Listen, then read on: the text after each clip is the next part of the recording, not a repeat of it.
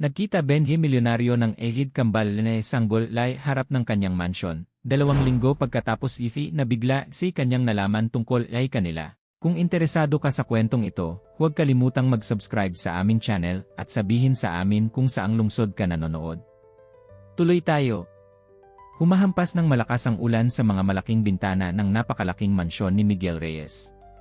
Pinagmamasdan ng multimilyonaryong negosyante ang mga patak ng tubig na dumadaloy sa salamin habang iniisip niya ang mga huling pagbili ng kanyang negosyong imperyo. Sa edad na 45, itinayo ni Miguel ang isang tunay na imperyo mula sa wala, batay lamang sa mga makatwiran at estratehikong desisyon. Ang kontrol ang kanyang mantra, at ang mga emosyon, isang luho na hindi niya ma-afford. Tumulog ang doorbell ng pangunahing pintuan sa katahimikan ng gabi, ginising si Miguel mula sa kanyang pagninilay. Kumunot ang kanyang noo, nagulat. Hindi siya umaasa ng mga bisita sa oras na iyon, lalo na sa ganitong bagyo. Dala ang matatag na hakbang, nagpunta siya sa pasukan, handa para harapin ang anumang pwedeng mangyari. Nang buksan niya ang pinto, hinampas siya ng malamig na hangin at ulan sa mukha. Ngunit hindi iyon ang nagpatigil sa kanyang paghinga. Doon, sa bungad ng kanyang mansyon, ay may isang basket na natatakpan ng basang kumot. Napatigil si Miguel sandali, hindi makapaniwala sa nakikita niya. Sa nanginginig na mga kamay, itinaas niya ang kumot, nabunyag ang 2 maliit na natutulog na mukha. 2 sanggol, magkapareho tulad ng 2 patak ng tubig, ay tahimik na natutulog habang walang pakialam sa bagyo na humahampas sa paligid nila. Naramdaman ni Miguel na parang tumigil ang mundo sa isang sandali. Sino kaya ang nag-iwan ng mga batang ito sa kanyang pintuan? At bakit? Nang hindi nag-aalinlangan, kinuha niya ang basket at dinala ito sa loob ng bahay, isinara ang pinto sa likuran niya. Gumalaw ang mga sanggol, ngunit hindi nagising. Pinagmasdan sila ni Miguel, naramdaman ang pagkakahalo ng pagkalito, at iba pang bagay na hindi niya matukoy. Awa? Lambing? Mga emosyong matagal na niyang inilibing sa pinakamalalim na bahagi ng kanyang pagkatao. Ano ang gagawin ko sa inyo, bulong niya, higit para sa sarili kaysa sa mga natutulog na bata. Sa sandaling iyon, nag-vibrate ang kanyang telepono sa kanyang bulsa. Isang mensahe mula kay Ligaya Santos, ang kanyang personal na assistant. Reyes, sana hindi kita abalahin sa oras na ito. Gusto kong kumpirmahin ang pulong bukas kasama ang mga Chinese investors. Kailangan mo bang maghanda ako ng anumang karagdagan? Tumingin si Miguel sa screen at pagkatapos sa mga sanggol. Ang kanyang maayos at kontroladong mundo ay kababang-kabang nayanig hanggang sa pundasyon. Sa nanginginig na mga daliri, sumagot siya. Ligaya, kailangan kitang pumunta sa mansyon. Ngayon. Isa itong emergency. Habang hinihintay niya ang pagdating ng kanyang assistant, hindi maiwasan ni Miguel na bumalik ang isip sa nakaraan. Sa isa pang bata, nag-iisa at natatakot, inabandona sa mga hagdan ng isang orphanage. Sa pangakong ginawa niya sa kanyang sarili na hindi umasa kanino man, hindi hayaang ang mga emosyon ay dumilim sa kanyang paghatol. At ngayon, itong 2 maliit na walang malay na nilalang ay nagbabanta na gibain ang lahat ng harang na itinayo niya sa buong buhay niya. Tumunog muli ang doorbell at nagising si Miguel mula sa kanyang mga alaala. Dumating na si Ligaya. Nang buksan niya ang pinto, hindi maikakaila ang reaksyon ng pagkagulat sa mukha ng kanyang assistant. Reyes, ano? Nagsimulang sabihin, ngunit naputol nang makita niya ang basket na may mga sanggol. Ligaya, kailangan ko ng tulong mo, sabi ni Miguel sa isang boses na hindi niya nakilala bilang sa kanya. Hindi ko alam kung ano ang gagawin. Habang pumapasok si Ligaya sa mansyon, isinasara ang kanyang basang payong, napagtanto ni Miguel na malapit na siyang magsimula sa pinakamalaking hamon ng kanyang buhay. Isa na walang estratehiyang pangnegosyo ang nakapaghanda sa kanya. Ang sumunod na umaga ay nagising na kulay abo at mamasa-masa, parang sinasalamin ng langit ang pagkalito sa isip ni Miguel Reyes. Nakaupo sa kanyang opisina, may isang tasang kape na hindi pa nahahawakan sa harap niya. Pinagmasdan niya si Ligaya na marahan na karga-karga ang isa sa mga sanggol habang ang isa naman ay mahimbing na natutulog sa basket. Reyes, nagsimula si Ligaya sa mahinahon ngunit matatag na boses, kailangan nating gumawa ng desisyon. Hindi natin pwedeng panatilihin ang mga batang ito rito nang walang tiyak na plano. Hinawakan ni Miguel ang kanyang mukha, nadarama ang bigat ng magdamagang puyat. Alam ko, Ligaya. Pero ano ang dapat kong gawin? Hindi ko pwedeng basta itapon sila. Walang nagmungkahi niyan, sir, sagot ni Ligaya, tinitignan siya ng may pagkaintindi at determinasyon. Pero may mga opsyon tayo. Pwede nating kontakin ang social services, humanap ng adoption agency. Bigla siyang tumayo si Miguel, lumapit sa bintana. Ang pagbanggit ng social services ay nagising ng mga alaala na mas gusto niyang panatilihin na nakabaon. Hindi, sabi niya ng matatag. Hindi ko sila ipapadala sa isang sistema, Nani. Tumigil siya, alam na malapit na niyang ibahagi ang higit pa sa kanyang intensyon. Tumingin sa kanya si Ligaya ng may pagkamausisa, ngunit hindi siya pinilit. Sa halip, lumapit siya sa kanya dala ang sanggol. Reyes, pwede ba akong maging tapat sa inyo? Tumango si Miguel, nagpapasalamat sa katapatan ng kanyang assistant. Sa tingin ko, ang mga batang ito ay nandito para sa isang dahilan. Siguro oras na para isaalang-alang mo ang ibang pananaw sa iyong buhay. Tumingin si Miguel sa sanggol na hawak ni Ligaya. Nagmulat ang mga mata ng maliit na bata, tiningnan siya ng isang inosensya na lubos na nagpatiklop sa kanya.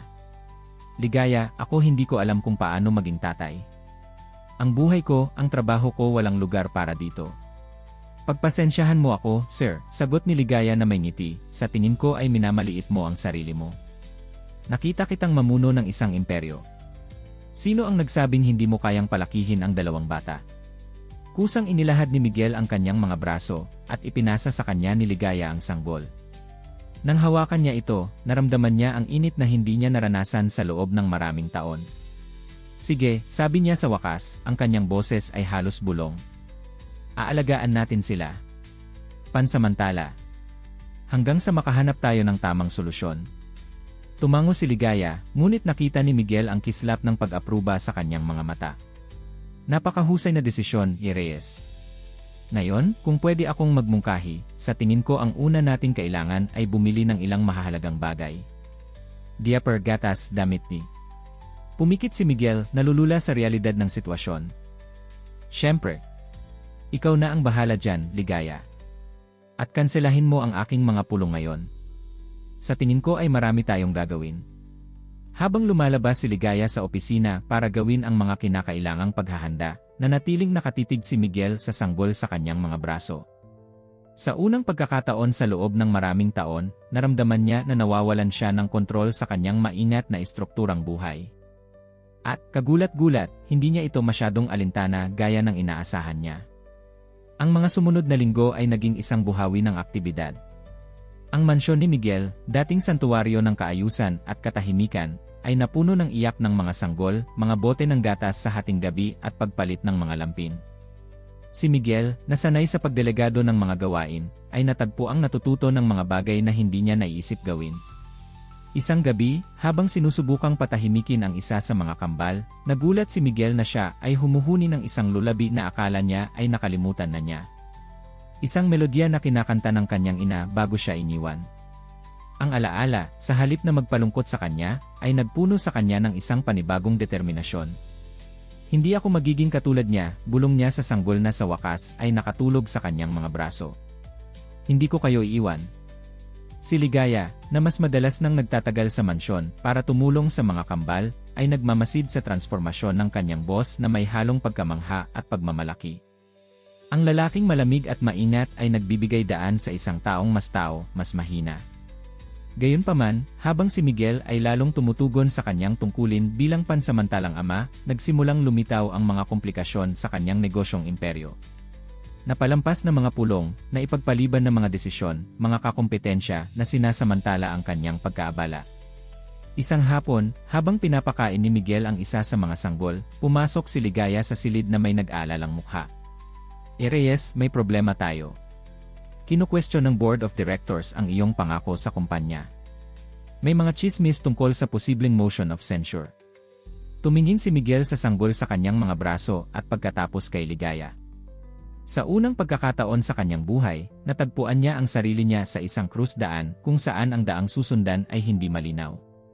Ligaya, sabi niya sa wakas, sa tingin ko ay oras na para gumawa ng desisyong pinal. Ang mga batang ito hindi ko basta-basta maibibigay.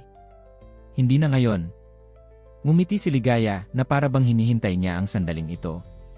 Naiintindihan ko, sir. Ano ang gusto mong gawin ko? Maghanda ka ng isang press conference, sagot ni Miguel, ang kanyang boses ay puno ng determinasyon. Oras na para ipakilala sa mundo ang mga tagapagmana ng Reyes Empire. Habang lumalabas si Ligaya para gawin ang mga preparasyon, tumingin si Miguel sa bintana. Alam na malapit na niyang baguhin ang takbo ng kanyang buhay magpakailanman. Ang mga hamon na haharapin niya ay magiging napakalaki, ngunit sa unang pagkakataon sa loob ng maraming taon, naramdaman niya na may layunin na higit pa sa mga numero sa isang bank account. Ang hindi alam ni Miguel ay ang kanyang desisyon na ampunin ang mga kambal ay magbubunsod ng isang serye ng mga pangyayari na susubok hindi lamang sa kanyang kakayahan bilang isang ama, kundi pati na rin sa kanyang katalinuhan bilang isang negosyante at sa kanyang lakas bilang isang tao. Ang landas na nasa harapan niya ay puno ng mga hindi inaasahang pangyayari, mga sikreto na mahahayag, at isang sabuatan na magbabanta sa lahat ng kanyang itinayo. Ngunit sa ngayon, habang hawak niya ang sanggol sa kanyang mga braso, si Miguel Reyes ay nakaramdam, sa unang pagkakataon sa mahabang panahon, na tunay na buhay. Lumipas ng mabilis ang mga buwan para kay Miguel Reyes. Ang pag-ampon sa mga kambal, na pinangalanan niyang Andres at Carlos, ay naging pinakamainit na balita ng taon sa mundo ng negosyo. Marami ang tumingin tama ito bilang isang mahusay na ER stunt, isang paraan para pagbutihin ang imahe ng walang habag na negosyante. Ngunit para kay Miguel, ang realidad ay mas komplikado at personal. Isang umaga ng linggo, habang naglalaro kasama ang mga bata sa hardin ng mansyon, napansin ni Miguel ang isang kakaiba. Si Andres, na palaging mas malikot sa dalawa, ay tila nahihilig sa isang lumang pocket watch na iniingatan ni Miguel bilang alaala mula sa kanyang tunay na ama. Pinagmamasdan ito ng bata na may kakaibang intensidad para sa isang batang kasing edad niya. "Gusto mo ba ito, kampiyon?" tanong ni Miguel, lumalapit sa kanyang anak. Nagsalita si Andres nang hindi naintindihan at pagkatapos, sa gulat ni Miguel, malinaw na sinabi, "Lolo." Natigilan si Miguel. Paano nalaman ni Andres ang salitang iyon? At higit pa, paano niya naiugnay ito sa isang bagay na pag-aari ng isang lalaking namatay bago pa ipinanganak ang mga kambal? Nang gabing iyon, habang natutulog ang mga bata, nasumpungan ni Miguel na sinusuri niya ng paulit-ulit ang ilang gamit na dala ng mga kambal nang dumating sila sa kanyang buhay. Naghahanap siya ng anumang clue, anumang koneksyon na magpapaliwanag sa kakaibang pag-ugali ni Andres. Noon niya nakita ito. Sa sulok ng kumot na bumabalot sa basket noong maulan na gabi, may nakasulat sa gintong sinulid, ang mga inisyal na AAE. Pareho sa mga inisyal ng kanyang ama, Ricardo Reyes. Naiwan si Miguel na walang hinina sa natuklasan. Posible bang may koneksyon ang mga kambal sa kanyang biological family? O isa lang itong magarbong pagkakataon? Determinadong matuklasan ang katotohanan, tinawag ni Miguel si Ligaya para sa isang emergency meeting sa kanyang opisina. "Kailangan kong imbestigahan mo ang lahat ng maaari mong malaman tungkol sa pinagmulan ng mga kambal," sabi niya, ipinakikita sa kanya ang mga inisyal sa kumot. "May hindi tumutugma dito, Ligaya.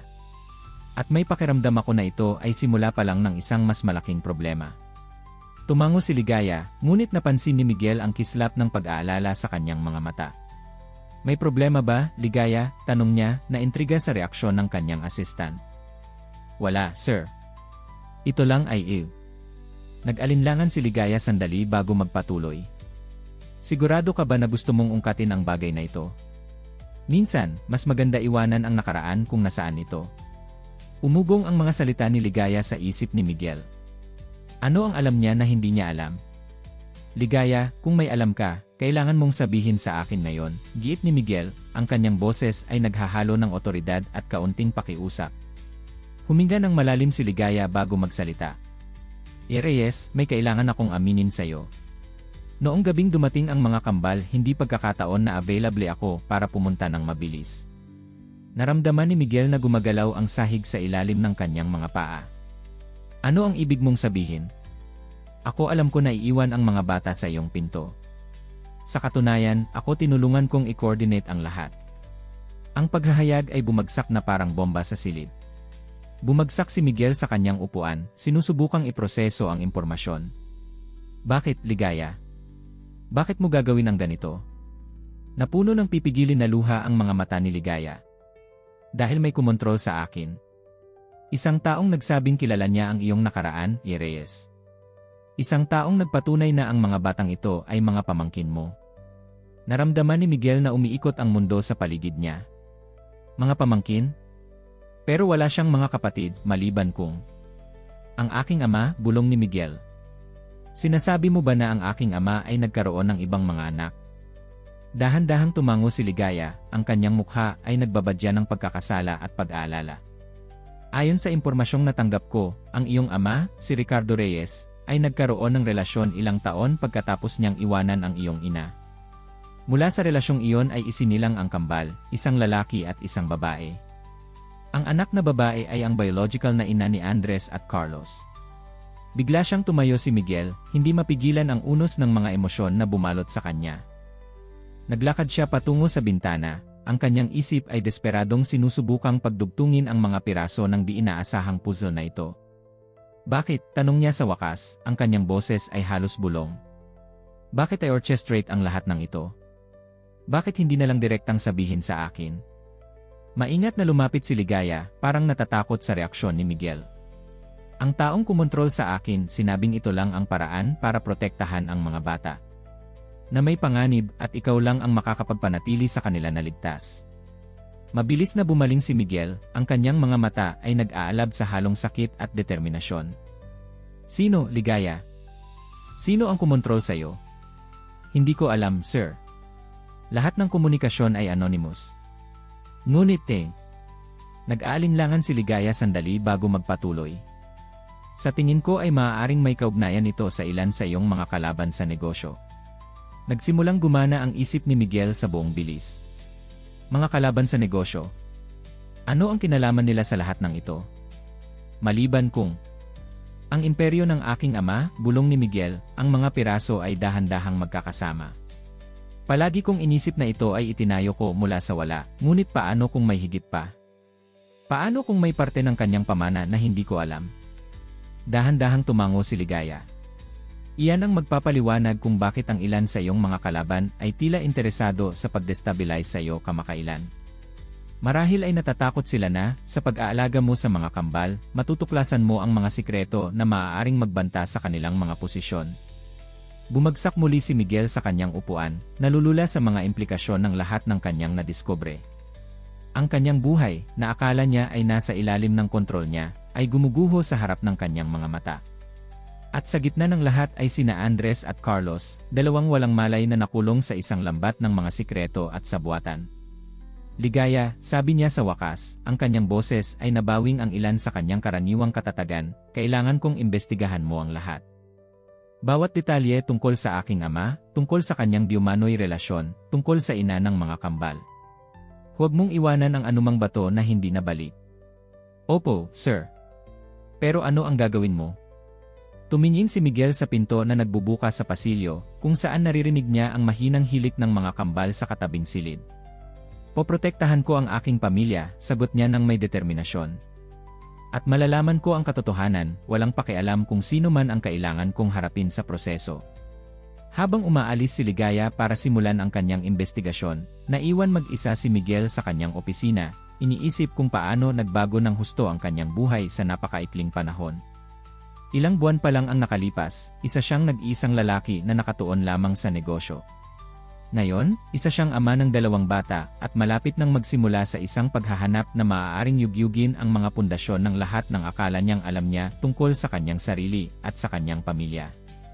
Ang hindi alam ni Miguel ay, habang siya ay nagsisimulang alamin ang mga misteryo ng kanyang nakaraan, may ibang mga puwersa na kumikilos sa mga anino.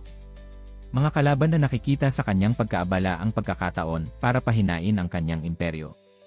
At isang misteryosong figura na nagmamasid mula sa malayo, naghihintay ng tamang oras para pumasok sa eksena at ihayag ang mas nakakagulat na mga katotohanan. Habang lumalapit ang gabi, nasumpungan ni Miguel na sinusuri ang mga lumang larawan at dokumento, naghahanap ng mga clue na maaaring hindi napansin sa loob ng maraming taon. Sa isa sa mga larawan, napansin niya ang isang bagay na hindi pa niya napansin dati. Sa background, halos nakatago sa mga anino, may isang babaeng figura na ang mukha ay kapansin-pansing kahawig ng mga kambal.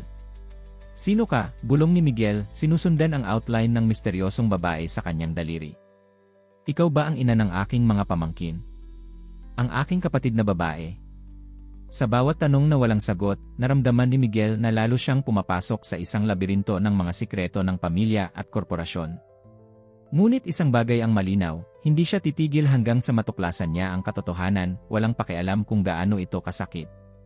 Ang mga sumunod na linggo ay naging isang buhawi ng aktibidad para kay Miguel Reyes.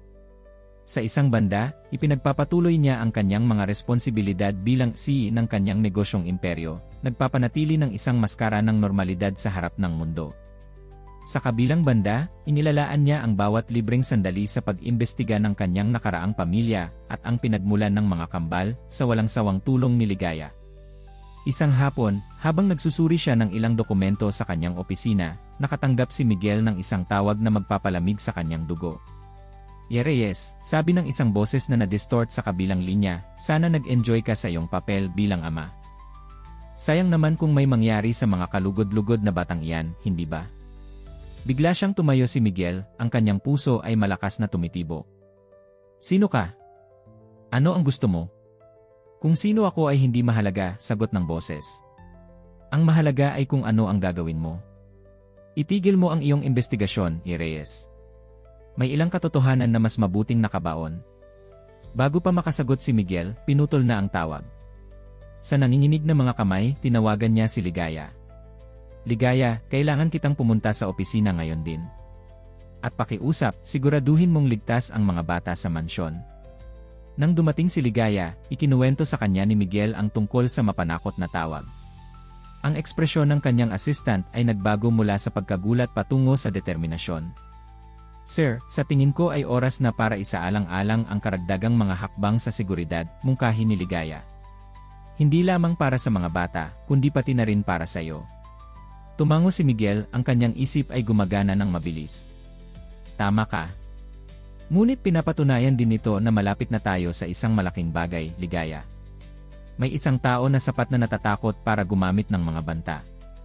Habang pinag-uusapan nila ang mga hakbang na gagawin, tumunog muli ang telepono ni Miguel. Sa pagkakataong ito ay isang numerong kilala niya, Antonio Villarreal, ang kanyang pinakamalaking karibal sa mundo ng negosyo. Miguel, lumang kaibigan, ang boses ni Antonio ay masayang tumutunog, ngunit mararamdaman ni Miguel ang tono ng kasinungalingan. Narinig ko na nagtatanong ka ng mga interesanteng katanungan kamakailan. Bakit hindi tayo magkita para mag-usap? Nagpalitan ng tingin si Miguel at Ligaya bago sumagot. Siyempre, Antonio. Ano sa tingin mo bukas sa club? Pagkatapos ibaba ang telepono, nagpahayag si Ligaya ng kanyang pag-aalala. Reyes, sigurado ka ba na magandang ideya ang makipagkita kay Villarreal sa oras na ito? Ngumiti si Miguel, ngunit ito ay isang ngiti na walang kasiyahan. Minsan, Ligaya, ang pinakamabuting paraan para matuklasan ang katotohanan ay direktang harapin ang mga taong sinusubukang itago ito. Kinabukasan, sa eksklusibong club kung saan ang elite ng negosyo ay karaniwan nagtitipon, nakaharap si Miguel kay Antonio Villarreal. Ang kapaligiran ay puno ng tensyon na halos natakpan ng magagalang na ngiti at formal na pagbati. Miguel, nagagalak ako na nakarating ka, sabi ni Antonio, sininyasan siyang umupo. Dapat kong sabihin na ang iyong kamakailan pagbabago ng mga prioridad ay naging paksa ng maraming pag-uusap sa ating mga grupo. Pinanatili ni Miguel ang kanyang ekspresyon na neutral. Ganyan ang epekto ng pagiging magulang, Antonio. Nagpapabago sa iyo ng maraming bagay. Ngumiti si Antonio, ngunit ang kanyang mga mata ay nanatiling malamig. Kasama na, tila, ang mga lumang sikreto ng pamilya. Miguel, bilang kaibigan, iminumungkahi ko na muling isaalang-alang mo ang landas na tinatahak mo. Ang ilang pinto, kapag nabuksan na, ay hindi na maisasara muli. Banta ba yan, Antonio? Tanong ni Miguel, ang kanyang boses ay mababa ngunit matatag. Hindi kailanman, mahal kong kaibigan, sagot ni Antonio, itinaas ang kanyang baso sa isang maling pagbati. Simpleng payo mula sa isang taong nagpapahalaga sa kasalukuyang balanse ng mga bagay. Habang nagpapatuloy ang pag-uusap, puno ng mga hindi direktang pahiwatig at nakabaluktot na mga banta, napagtatanto ni Miguel na nasa isang mas mapanganib na laro siya kaysa sa naisip niya. Hindi lamang ang kanyang negosyong imperyo ang nakasalalay, kundi ang kaligtasan nina Andres at Carlos, at posible ang buong pamana ng pamilya Reyes. Nang lumabas siya sa club, nakatagpo si Miguel ng isang hindi inaasahang sorpresa. Naghihintay sa kanya sa tabi ng kanyang kotse ay isang babaeng bata, na ang mukha ay kakaibang pamilyar. Reyes, sabi ng babae, ang kanyang boses ay nanginginig ngunit determinado. Ang pangalan ko ay Isabel Mendoza. At sa tingin ko ay marami tayong dapat pag-usapan. Naramdaman ni Miguel na tumigil ang mundo sandali. Isabel Mendoza. Ang pangalang hinahanap niya sa loob ng mga linggo. Ang biological na ina ng mga kambal. Ang kanyang pamangkin. Isabel, sa wakas ay nasabi niya. Sa tingin ko ay tama ka. Marami tayong dapat pag-usapan. Habang magkasamang umaalis, hindi maiwasan ni Miguel na maramdaman na malapit na niyang madiskubre ang mga katotohanang magpapabago sa kanyang buhay magpakailanman. Ang hindi niya alam ay na ang mga katotohanang iyon ay darating na may mas mataas na presyo kaysa sa naiisip niya. Ang biyahe sa kotse mula sa club hanggang sa Mansyon Reyes ay tense at tahimik. Sina Miguel at Isabel, dalawang estranghero na pinagsama ng mga dugo at sikreto, ay bahagyang nagpalitan ng mga salita. Bawat isa ay nalulunod sa kani-kanilang mga kaisipan, naghahanda para sa usapang paparating. Nang nasa private study na ni Miguel, malayo sa tainan ng iba, si Isabel ang unang bumasag sa katahimikan. Sa tingin ko ay marami kang mga tanong, sabi niya, ang kanyang boses ay halos bulong. Tumango si Miguel, sinusubukang panatilihin ang composure. Bakit ngayon, Isabel? Bakit iwanan ang mga bata sa aking pintuan sa ganoong paraan? Pumikit si Isabel sandali, parang nag-ipon ng lakas. Wala akong choice, Tio Miguel. Ako ay nasa panganib. At ang mga bata sila ang susi sa lahat. Yumuko si Miguel, ang kanyang pagkamausisa ay nahaluan ng pag-aalala. Ano ang ibig mong sabihin? Anong panganib? Kumuha si Isabel ng isang maliit na pendrive mula sa kanyang bag, naglalaman ito ng impormasyon tungkol sa iligal na gawain ng ilan sa iyong mga karibal sa negosyo, kasama si Antonio Villarreal. Impormasyon na natuklasan ng aking ama ang iyong kapatid, bago. Naputol ang kanyang boses, hindi makapagpatuloy. Bago ano, Isabel, malumanay na singilin ni Miguel. Bago siya pinatay, sagot ni Isabel, ang mga luha ay tumutulo sa kanyang mga pisngi. Natuklasan ni Papa ang isang malaking bagay, Tio Miguel. Isang bagay na maaaring magbagsak ng buong imperyo. At nang nagbanta siyang ihayag ito, pinatahimik nila siya. Naramdaman ni Miguel na bumubukas ang sahig sa ilalim ng kanyang mga paa. Ang kanyang kapatid, na hindi niya alam na umiiral hanggang kamakailan, ay pinatay. At ngayon, ang kanyang pamangkin at ang kanyang mga anak ay nasa panganib dahil sa parehong dahilan.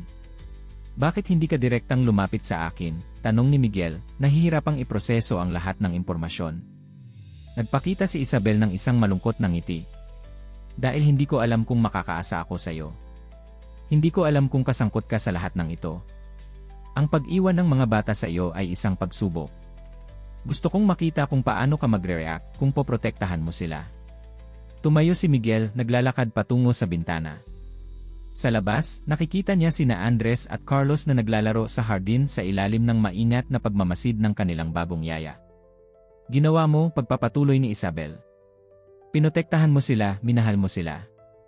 At iyon ang nagbigay sa akin ng pag-asa na marahil, sa tulong ng isa't isa, maaari nating ibunyag ang mga may sala at wakasan ang lahat ng ito. Bumalik si Miguel para tingnan si Isabel, ang kanyang mukha ay isang maskara ng determinasyon. Gagawin natin, sabi niya ng matatag. Ngunit una, kailangan kong malaman ang lahat. Mula sa simula. Sa mga sumunod na oras, ikinuwento ni Isabel kay Miguel ang buong kwento. Kung paanong si Ricardo Reyes, ang ama ni Miguel, ay nagkaroon ng isa pang pamilya sa lihim. Kung paanong ang kapatid ni Miguel, si Manuel, ay sumunod sa mga yapak ng kanilang ama sa negosyo, ngunit natuklasan ang isang network ng katiwalian na kasangkot ang ilan sa mga pinakamalakas na kumpanya sa bansa. At kung paanong, sa kanyang pagtatangkang gawin ang tama, nagbayad siya ng kanyang buhay. Ang mga kambal, paliwanag ni Isabel, ay ang buhay na patunay ng lahat ng ito. Ang kanilang DNA ay maaaring magkumpirma ng kanilang relasyon sa iyo at, sa extension, balidasyon ng lahat ng impormasyong nakolekta ng aking ama. Pinuseso ni Miguel ang lahat ng impormasyon sa katahimikan. Ang kanyang mundo, na akala niya ay kilala niya ng mabuti, ay naging isang labirinto ng mga kasinungalingan at pagtataksil.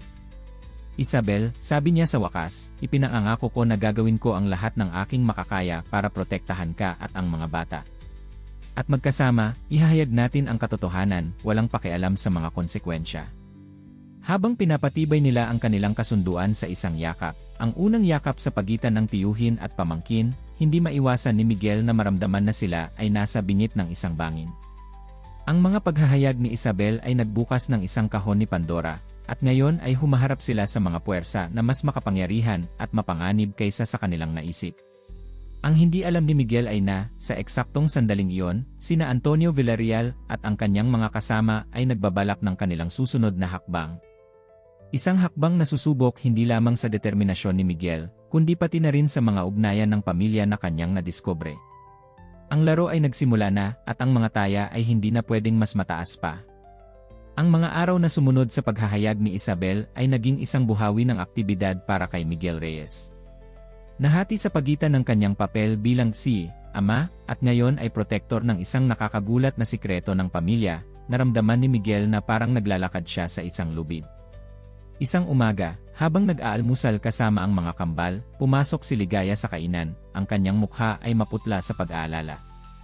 Reyes, may problema tayo, sabi niya, inabot sa kanya ang isang tablet. Kalalabas lang sa lahat ng media. Tumingin si Miguel sa screen at naramdaman na bumubukas ang sahig sa ilalim ng kanyang mga paa. Ang headline ay nagsasabing, Reyes Empire hindi tapat, investigasyon, asig panloloko, money laundering. Ano ito, bulong niya, desperadong nag-scroll sa balita.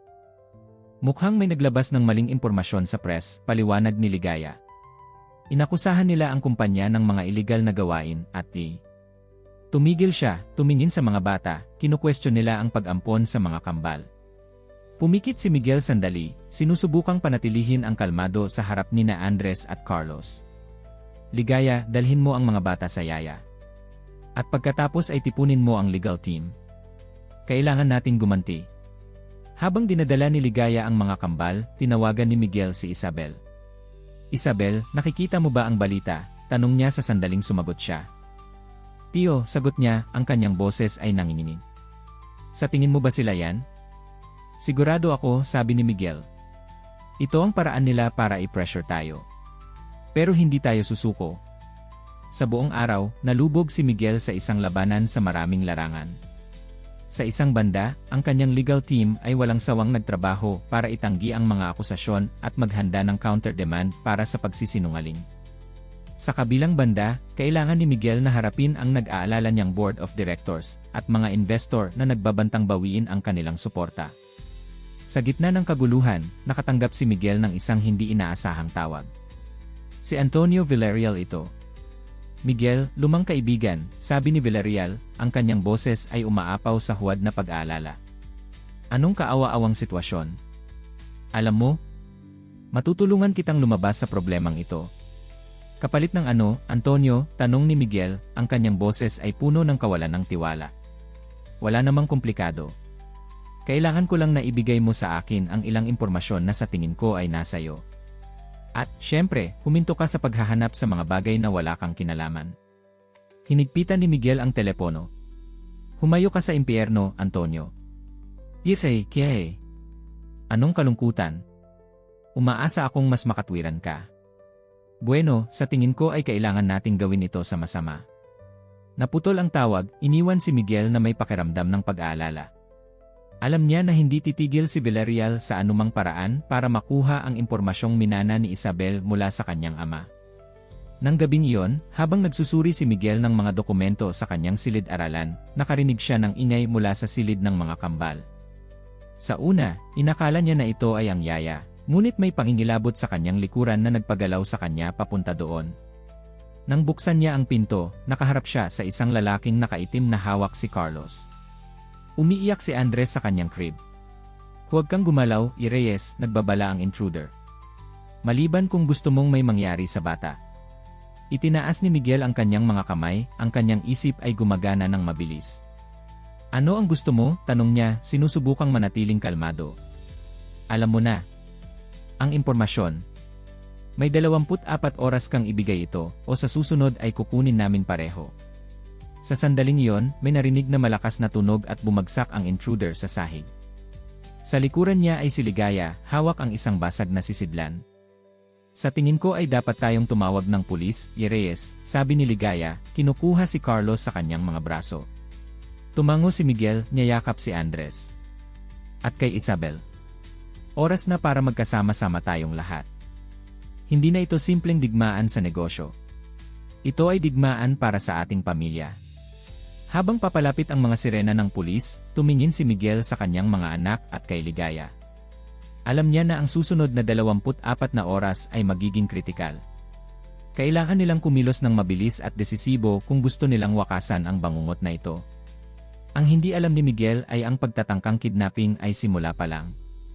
Sina Antonio Villarreal at ang kanyang mga alyado ay naghahanda ng isang master stroke na hindi lamang magbabanta sa Reyes Empire, kundi sa mismong buhay ni Miguel at ng kanyang bagong natuklasang pamilya. Ang Mansyon Reyes ay naging isang moob. Mga security guard ang nagpapatrolya sa paligid, pinalalakas ang mga bintana, at nag-install ng pinakabagong surveillance system.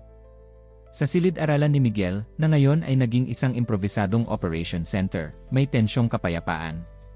Si Miguel, Isabel, Ligaya at isang maliit na grupo ng pinagkakatiwalaang advisors, ay nagkakatipon sa paligid ng isang malaking mesa, nag-aaral ng mga dokumento at bumubuo ng mga estratehiya. Kailangan nating maunahan si Villarreal, sabi ni Miguel, ang kanyang boses ay puno ng determinasyon.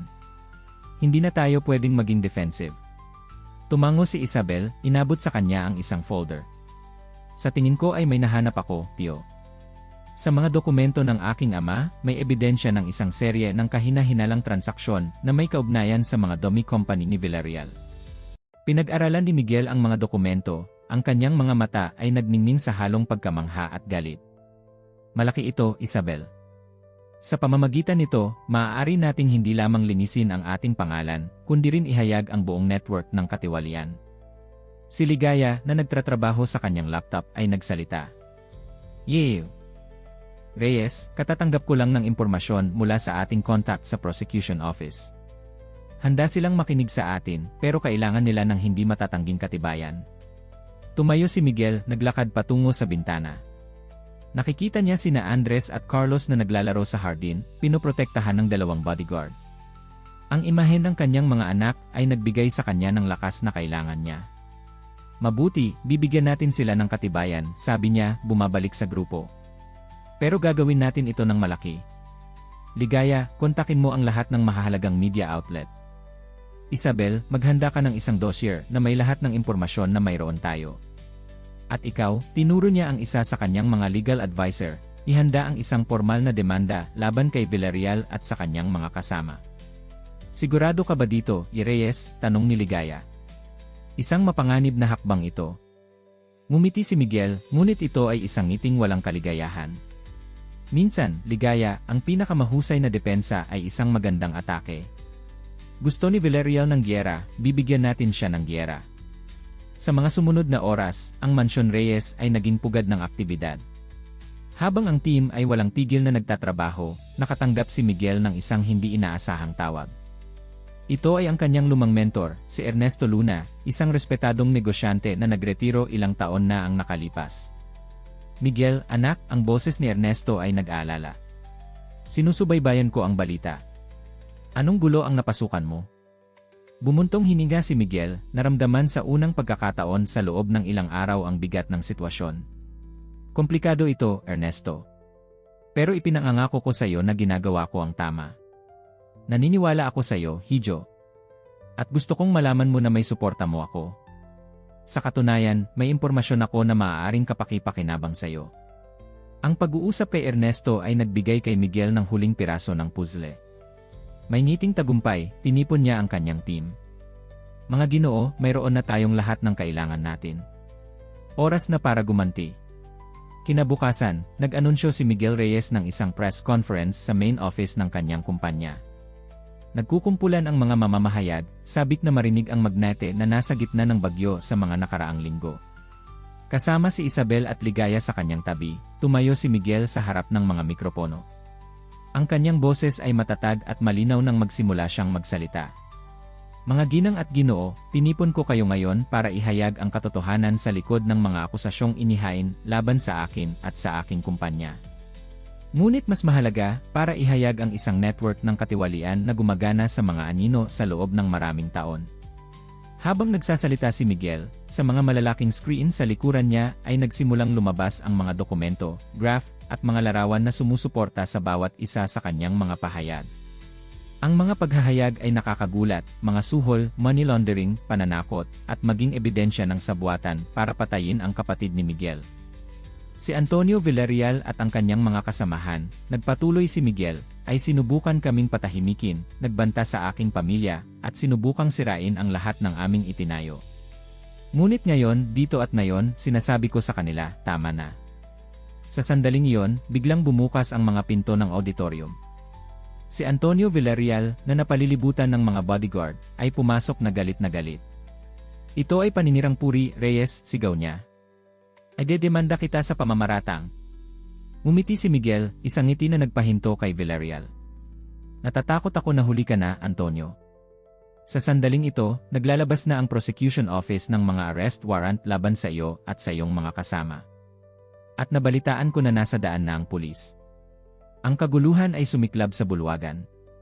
Mga flash ng kamera, sigaw ng mga mamamahayag, at ang tunog ng paparating na mga sirena. Sa gitna ng lahat, nanatiling matatag si Miguel, ang kanyang tingin ay nakatuon kay Villarreal. Tapos na, Antonio. Ang katotohanan ay palaging lumalabas. Habang pumapasok ang pulis at inilalagay ang posas kay Villarreal, naramdaman ni Miguel ang isang kamay sa kanyang balikat. Si Isabel ito, may luha sa kanyang mga mata. Nagtagumpay tayo, Tio. Magiging proud si Papa. Niyakap ni Miguel ang kanyang pamangkin, naramdaman sa unang pagkakataon sa loob ng mga linggo na pwede na silang huminga ng maluwag. Ngunit alam niya na ito ay simula pa lamang. Marami pa silang dapat muling itayo at pagalingin. Ang hindi alam ni Miguel ay na, habang ipinagdiriwang nila ang tagumpay na ito, may isang bagong banta ang nabubuo. Isang banta na susubok hindi lamang sa kanyang negosyong imperyo, kundi pati na sa mga pundasyon ng kanyang bagong natuklasang pamilya. Ang mga buwan na sumunod sa pagkahulog ni Antonio Villarreal ay isang buhawi ng aktibidad para kay Miguel Reyes at sa kanyang pamilya. Ang paghahayag ng network ng katiwalian ay yumanig sa mundo ng negosyo hanggang sa pundasyon nito, at natagpuan ni Miguel ang kanyang sarili sa gitna ng isang bagyo ng media at legal. Isang hapon, habang nagsusuri ng mga dokumento sa kanyang silid-aralan, nakatanggap si Miguel ng isang hindi inaasahang bisita. Si Isabel ito, kasama ang mga kambal. Tio Miguel, sabi ni Isabel, ang kanyang boses ay puno ng emosyon, gusto ng mga bata na ipakita sa iyo ang isang bagay. Sina Andres at Carlos, na ngayon ay halos 3 taong gulang, ay mahiyaing lumapit kay Miguel. Sa kanilang mga kamay ay may hawak silang isang drawing. Ano ito, mga kampiyon? Tanong ni Miguel, kinuha ang papel. Ito ang aming pamilya, sagot ni Andres ng may pagmamalaki. Tumingin si Miguel sa drawing at naramdaman ang isang bukol sa kanyang lalamunan. Doon, iginuhit ng mga batang kamay ay siya, si Isabel, si Ligaya, at ang mga kambal, lahat ay magkahawak kamay. Napakaganda, nasabi niya, niyayakap ang mga bata. Ngumiti si Isabel, ngunit napansin ni Miguel ang isang bahid ng pag-aalala sa kanyang mga mata. Ano ang nangyayari, Isabel? Tanong niya nang umalis na ang mga bata para maglaro. Bumuntong hininga si Isabel, umupo sa harap niya. Tio, pinag-iisipan ko. Siguro ay oras na para lumipat kami ng mga bata. Napakarami mong nagawa para sa amin, pero ayaw kong patuloy na maging pabigat.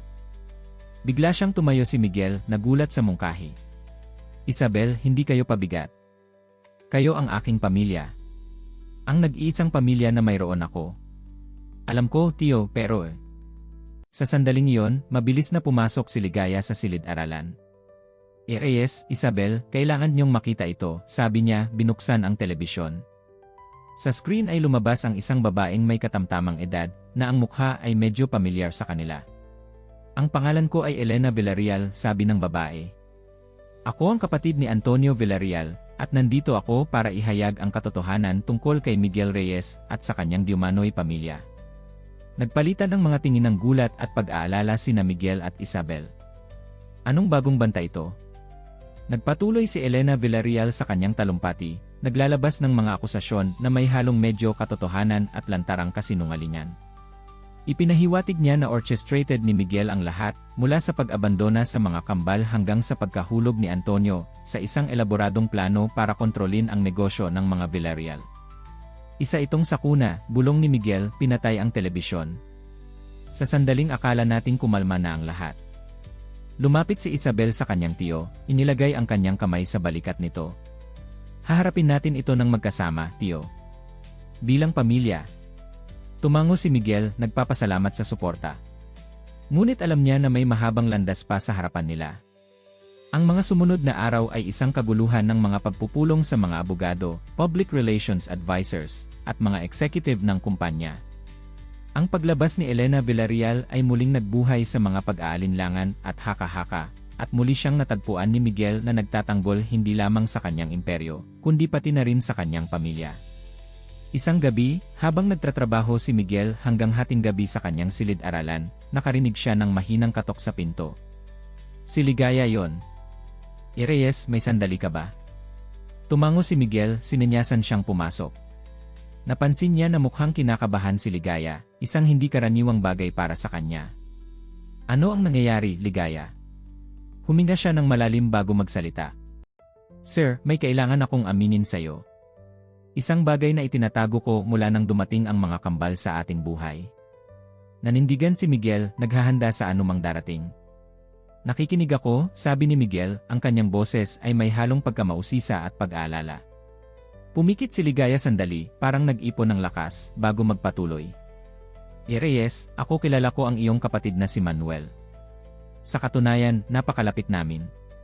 Yumuko si Miguel, nagulat sa paghahayag na ito. Ano ang ibig mong sabihin sa malapit? Lumunok si Ligaya bago sumagot.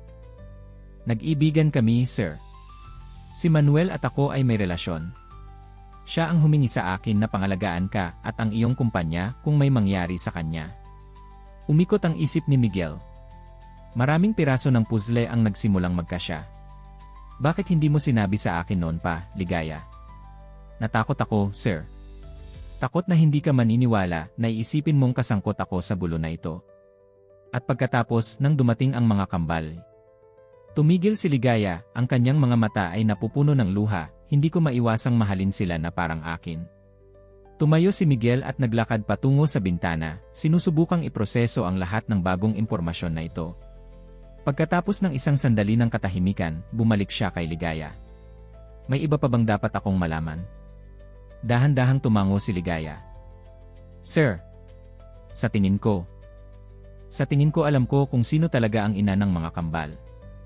Sa sandaling iyon, parang ang tadhana ay nagdesisyong makialam, biglang bumukas ang pinto ng silid-aralan. Pumasok si Isabel, ang kanyang mukha ay maputla at ang kanyang nanginginig na mga kamay ay may hawak na papel. Tio Miguel, Ligaya, katatanggap ko lang ng resulta ng DNA test na sekreto kong ipinagawa. Nagpalitan ng tingin sina Miguel at Isabel. Anong mga test? Tanong ni Miguel. Huminga ng malalim si Isabel bago sumagot. Gusto kong makasiguro, Tio. Gusto kong malaman kung talagang ako ay kung sino sa tingin ko. Sa nanginginig na mga kamay, ibinigay ni Isabel ang papel kay Miguel. Mabilis niya itong binasa, lumaki ang kanyang mga mata sa gulat. Hindi ito maaari, bulong niya. Lumapit si Ligaya, ang kanyang mukha ay nagbabadya ng takot at pag-asa. Ano ang sinasabi nito, Reyes? Tumingin si Miguel sa dalawang babae sa harap niya, ang dalawang taong pinagkakatiwalaan niya, at naramdaman na parang gumuguho ang mundo sa ilalim ng kanyang mga paa. Ayon dito, sabi niya sa wakas, si Isabel ay hindi ko pamangkin. Siya ang aking anak. Ang katahimikan na sumunod sa paghahayag na ito ay nakakabingi. Bumagsak si Isabel sa isang upuan, ang kanyang mukha ay nagtatatak ng gulat at pagkalito. Si Ligaya, sa kabilang banda, ay tila nakikipagbaka sa isang panloob na bagyo. Pero hindi lang iyon, nagpatuloy si Miguel, ang kanyang boses ay halos isang bulong. Ang mga kambal ay hindi ko mga pamangkin. Sila ang aking mga apo. Tila umikot ang silid sa tatlo. Maraming mga kasinungalingan, maraming mga sikreto, lahat ay lumabas sa liwanag ng sabay-sabay. Hindi ko naintindihan, sa wakas ay nasabi ni Isabel. Paano ito posible? Mabigat na umupo si Miguel sa kanyang upuan. Ang kanyang isip ay nagtatrabaho ng mabilis para pagdugtungin ang mga piraso ng bagong puzzle na ito. Ang iyong ina, sabi niya sa wakas, tumingin kay Isabel, dapat ay isang taong nakasama ko maraming taon na ang nakalipas. Isang taong nagdesisyong huwag sabihin sa akin ang tungkol sa iyong pagkakaroon. Humakbang pasulong si Ligaya, ang kanyang mukha ay may halong pagkakasala at resolusyon. Sa tingin ko ay maipapaliwanag ko iyan, Reyes, sabi niya ng malumanay. Ang ina ni Isabel ang aking nakatatandang kapatid na si Sofia. Tila walang katapusan ang mga paghahayag. Tumingin sina Miguel at Isabel kay Ligaya, naghihintay ng paliwanag. Nagtrabaho si Sofia para sa iyong ama maraming taon na ang nakalipas, Reyes, nagpatuloy si Ligaya. Siya ikinuwento niya sa akin ang tungkol sa inyong relasyon, tungkol kay Isabel. Pero pinangako niya sa akin na itatago ko ang sikreto. Nang matuklasan ni Manuel ang katotohanan, kinontrol niya ako. Gusto niyang protektahan si Isabel at ang mga kambal. Bigla siyang tumayo si Isabel, ang kanyang mukha ay may halong emosyon. Kung gayon ikaw ang aking tiyahin. At alam mo na ito mula pa sa simula. Tumango si Ligaya, may luhang tumutulo sa kanyang mga pisngi. Pasensya na, Isabel. Gusto kong sabihin sa iyo, pero Itinaas ni Miguel ang kanyang kamay, pinutol ang pag-uusap. Sandali lang. Kung si Isabel ay aking anak, at ang mga kambal ay kanyang mga anak, sino ang ama? Ang katahimikang sumunod sa katanungang ito ay mabigat, puno ng tensyon. Tumingin si Isabel sa sahig, hindi kayang harapin ang tingin ni Miguel. Ang ama ni. Nagsimula si Isabel, ang kanyang boses ay halos hindi marinig. Ang ama ng mga kambal ay si Antonio Villarreal Ire, ang anak ni Antonio Villarreal. Ang paghahayag ay bumagsak tulad ng isang bomba sa silid. Naramdaman ni Miguel na gumuguho ang mundo sa paligid niya. Ang kanyang anak, ang kanyang mga apo, nakakonekta sa ganitong paraan sa kanyang pinakamalaking kaaway. Diyos ko, bulong ni Miguel, hinahawakan ang kanyang mukha, paano tayo umabot dito? Sa sandaling iyon, parang gusto ng universo na magdagdag ng isa pang twist sa kwentong ito na komplikado na, tumunog ang telepono ni Miguel. Ito ay isang hindi kilalang numero. Sa malakas na tibok ng puso, sumagot si Miguel, inilagay ang telepono sa speaker. Hello! Isang pamilyar na boses, isang hindi niya narinig sa loob ng maraming dekada, ay umugong sa silid. Hello, Miguel. Si Sofia ito.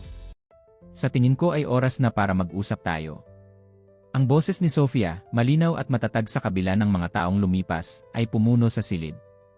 Sina Miguel, Isabel, at Ligaya ay nagtinginan na paralisa sa gulat. Sofia, sa wakas ay nasabi ni Miguel. Pagkatapos ng maraming taon. Alam ko, Miguel, sagot ni Sofia. Alam kong marami tayong pag-uusapan. Pwede ko bang ipagpalagay na kasama mo sina Isabel at Ligaya? Tumango si Miguel, kahit na alam niyang hindi siya nakikita ni Sofia. Nandito sila. At kababayad lang namin natuklasan ang katotohanan. O kahit man lang bahagi nito. May narinig na buntong hininga sa kabilang linya. Naiintindihan ko. Sa tingin ko ay oras na para malaman niyo ang buong kwento. Pwede ko ba kayong makita? Nang personal, ibig kong sabihin. Tumingin si Miguel kay Isabel at Ligaya, naghahanap ng kanilang pag-apruba. Parehong dahan-dahang tumango ang dalawa. Sige, Sofia. Saan at kailan? Ngayon din, kung posible. Ako ay nasa labas ng iyong bahay, Miguel. Nagulat sila sa paghahayag. Lumapit si Miguel sa bintana at, tunay nga, may isang kotseng nakaparada sa harap ng mansyon. Sige, sabi niya sa wakas. Hinihintay ka namin. Ilang minuto pagkatapos, pumasok si Sofia sa silid-aralan. Sa kabila ng mga taon, nanatili siyang isang magandang babae, na may parehong maitim na buhok at mga mapanuring mata na minana ni Isabel. Hello sa inyong lahat, sabi niya ng malumanay, ang kanyang tingin ay tumitigil sa bawat isa sa mga naroroon. Si Miguel ang unang nagsalita. Sofia, sa tingin ko ay may utang ka sa amin ng paliwanag. Tumango siya, umupo sa isang upuang inaalok ni Ligaya. Tama ka, Miguel. May utang ako sa inyong lahat ng paliwanag.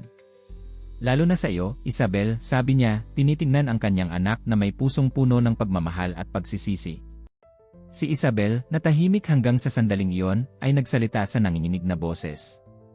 Bakit, nanay? Bakit mo kami iniwan? Bakit lahat ng sikretong ito? Pumikit si Sofia sandali, parang nag-ipon ng lakas. Nagsimula ang lahat mahigit 30 taon na ang nakalipas, sabi niya. Nagtrabaho ako para kay Ricardo Reyes, ang iyong ama, Miguel. Bata pa tayo, nag-ibigan tayo pero nagkomplikado ang mga bagay.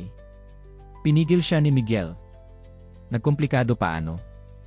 Natuklasan ng iyong ama ang tungkol sa atin, nagpatuloy si Sofia. Hindi niya ito inaprubahan. Inisip niya na interesado lang ako sa pera ng pamilya. Tinatakot niya akong sisirain ang aking karera kung hindi ako lalayo sa iyo. Pero hindi iyon nagpapaliwanag kung bakit ka umalis nang hindi sinasabi sa akin ang tungkol kay Isabel, sabi ni Miguel, ang kanyang boses ay may halong sakit at frustrasyon. Tumango si Sofia. Tama ka. Ang totoo ay may natuklasan ako. Isang bagay tungkol sa negosyo ng iyong ama, Miguel. Isang bagay na illegal at mapanganib. Ang paghahayag ay bumagsak tulad ng isang bomba sa silid. Naramdaman ni Miguel na gumagalaw ang sahig sa ilalim ng kanyang mga paa. Ano ang natuklasan mo? Kasangkot ang iyong ama sa isang network ng money laundering at pang-aabuso ng impluensya. Nang hinarap ko siya, binantaan niya ako. Hindi lang ako, kundi pati ikaw at ang ating anak na hindi pa naisisilang. Nagsalita si Isabel, ang kanyang boses ay puno ng emosyon. Kaya ba umalis ka? Para protektahan tayo. Tumango si Sofia, ang mga luha ay tumatakbo sa kanyang mga pisngi. Anak, umalis ako para panatilihin tayong ligtas. Pero nagkamali ako sa pagtitiwa sa maling tao, si Antonio Villarreal. Bigla siyang tumayo si Miguel. Villarreal? Ano ang kinalaman niya sa lahat ng ito? Si Villarreal ang kalaban ng iyong ama, Miguel. Inisip ko na matutulungan niya akong ihayag ang katotohanan. Pero lumabas na kasing corrupt siya tulad ni Ricardo. Blackmail niya ako sa loob ng maraming taon, nagbabantang ihayag ang aking lokasyon sa iyong ama kung hindi ako makikipagtulungan. Si Ligaya, na tahimik na nakikinig, ay nagsalita sa unang pagkakataon. At si Manuel? Paano siya nakapasok sa lahat ng ito? Tumingin si Sofia sa kanyang kapatid na may halong pasasalamat at kalungkutan. Natuklasan ni Manuel ang katotohanan ng mag-isa. Kinontak niya ako, gusto niyang tumulong. Pero nalaman ito ni Villarreal at alam na ninyo ang nangyari. Ang katahimikang sumunod ay mabigat, puno ng pigilin na emosyon at masakit na katotohanan. Sa wakas, nagsalita si Isabel, ang kanyang boses ay halos bulong. At si Antonio Vir? Alam ba niya? Umiling si Sofia. Hindi, anak. Walang alam si Antonio Vir tungkol dito. Talagang mahal ka niya. Si Miguel, na nagproseso ng lahat ng impormasyong ito, ay lumapit kay Sofia. Bakit ngayon, Sofia? Bakit mo piniling lumapit ngayon at sabihin ang lahat ng ito? Tumingin si Sofia ng direkta sa kanyang mga mata. Dahil wala ng kapangyarihan si Villarreal sa akin, salamat sa iyo, Miguel. At dahil oras na para magkaisa ang ating pamilya. Oras na para maghilom. Tumingin si Miguel sa kanyang paligid, kay Isabel, ang kanyang anak, kay Ligaya, na naging kanyang walang sawang suporta sa loob ng maraming taon, at kay Sofia, ang babaeng hindi niya kailanman tumigil sa pagmamahal. Naramdaman niya ang isang halo ng emosyon, sakit para sa mga nawalang taon, galit para sa mga kasinungalingan, ngunit pati na rin pag-asa para sa hinaharap. Tama ka, sabi niya sa wakas. Oras na para maghilom. Ngunit oras rin para gumawa ng hustisya. Sa sandaling iyon, na parang gusto ng tadhana na subukin ang kanilang bagong nabuo na pagkakaisa ng pamilya, tumunog ang telepono ni Miguel. Ito ay ang kanyang security chief. Reyes, may problema tayo. Si Elena Villarreal ay nasa balita. Siya ay nagbabanta na ihayag ang impormasyon tungkol sa mga kambal. Sinasabi niyang may katibayan siyang lehitimong tagapagmana sila ng kayamanan ng Villarreal. Tumingin si Miguel sa kanyang pamilya, sama-sama sa unang pagkakataon pagkatapos ng maraming taon ng mga sikreto at kasinungalingan. Mukhang hindi pa tapos ang ating laban, sabi niya ng may determinasyon. Pero sa pagkakataong ito, haharapin natin ito ng sama-sama.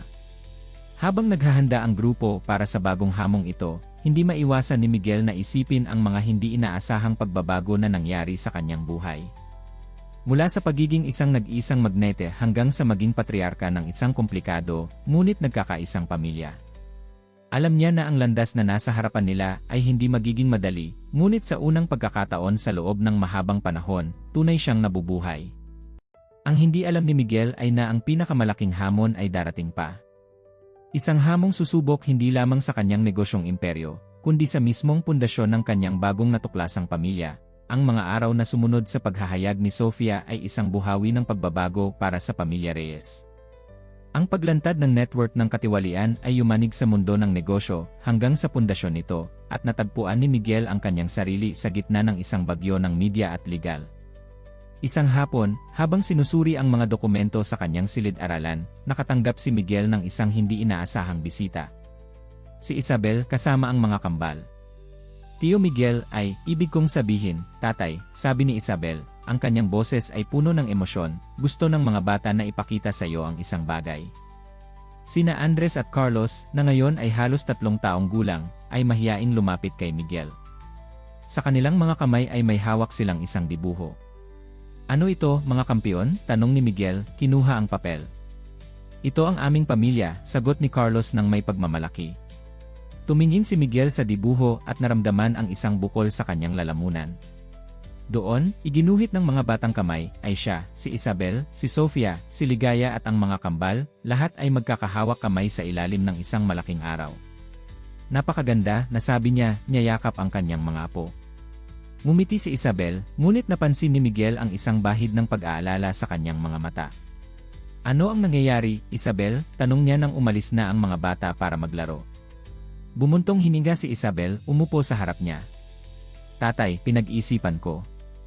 Ano ang gagawin natin tungkol kay Elena Villarreal? Patuloy siyang lumalabas sa media, nagbabantang ihayag ang lahat-lahat. Natatakot ako para sa mga bata. Huminga ng malalim si Miguel, tinitingnan ang mga dokumento sa kanyang mesa. Malapit na tayong matapos sa lahat ng ito, anak. Ang ating legal team ay nakakita ng ebidensya na si Elena mismo ay kasangkot sa ilang illegal na transaksyon. Ginagamit niya ito bilang pagtatakip sa kanyang sariling mga kasalanan. Sa sandaling iyon, pumasok si Ligaya sa silid, may daladalang laptop. Reyes, ay, Miguel, pagwawasto niya sa sarili, dahil nagdesisyon silang iwanan ang formalidad pagkatapos ng lahat ng nangyari, kailangan mong makita ito. Inilagay niya ang laptop sa mesa. Sa screen ay isang email mula sa kanilang private investigator. Natagpuan nila si Antonio V., sabi ni Ligaya. Nasa Bangkok siya, nagtago pagkatapos ng pagkahulog ng kanyang ama. At handa siyang makipag-usap. Nagtinginan sina Miguel at Isabel, parehong nagulat sa balitang ito. Antonio Yie, bulong ni Isabel, ang kanyang mukha ay nagiging maputla. Hindi ko pa siya nakakausap mula noong ni.